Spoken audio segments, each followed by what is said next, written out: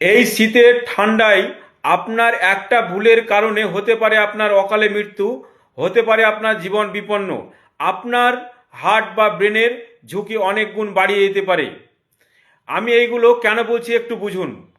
এই ডিসেম্বর থেকে জানুয়ারির মধ্যে হার্টের ঝুঁকি বেড়ে গেছে এবং অকালে মৃত্যু হয়েছে হার্টের 10 থেকে 20%।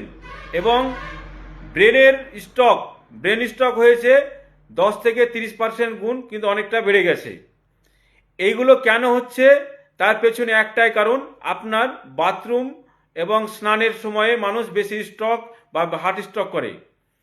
আগেকার দিনে বা আমাদের পূর্বপুরুষরা পূর্বজরা যেভাবে স্নান করত, ঠিক তার বিপরীতভাবে আমরা কিন্তু স্নান করি।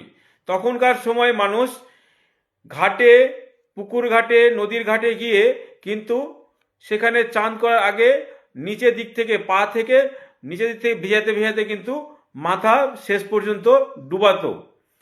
তার কারণ হচ্ছে তার বডিকে ব্যালেন্স রাখার জন্যে, শরীরে যে বডি টেম্পারেচার আছে এবং পুকুর বা নদীর ঘাটে গিয়ে সে জলের টেম্পারেচারের সঙ্গে অ্যাডজাস্ট করার জন্য আস্তে আস্তে কিন্তু এগোতো।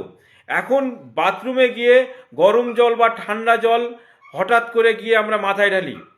এই মাথার বা ব্রেনের মধ্যে যে আমাদের নিউরন রয়েছে, অনেক ধরনের টিস্যু রয়েছে এবং ব্রেনে যে রক্তনালীগুলো আছে, হঠাৎ এই ঠান্ডা গরম এই টেম্পারেচারটা অ্যাডজাস্ট না করতে পারার কারণে আমাদের সেই নালীগুলো, রক্তনালীগুলো কিন্তু সংকুচিত হয়।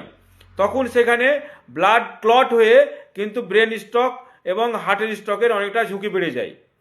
তাই বলি, পূর্বজরা যেভাবে স্নান করত সেইভাবে আমরা যদি অনুসরণ করি, তাহলে আমাদের ঝুঁকি কিন্তু অনেকটাই বেড়ে যাওয়া থেকে আমরা নিরাপদ পাবো।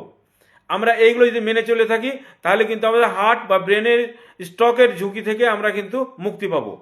তো আমার এই ভিডিওটি যদি ভালো লেগে থাকে এবং এই শীতের ঠান্ডায় অনেক মানুষের যে সমস্যা হচ্ছে, এই হার্ট বা ব্রেনের স্ট্রোকের ঝুঁকিতে যারা প্রিয়জনকে হারাচ্ছেন, তাই এই ভিডিওটি বেশি করে শেয়ার করুন এবং পেজটি ফলো করে সঙ্গে থাকুন আগামী এই স্বাস্থ্যকর টিপস পেতে এবং সুস্থ থাকতে। ধন্যবাদ।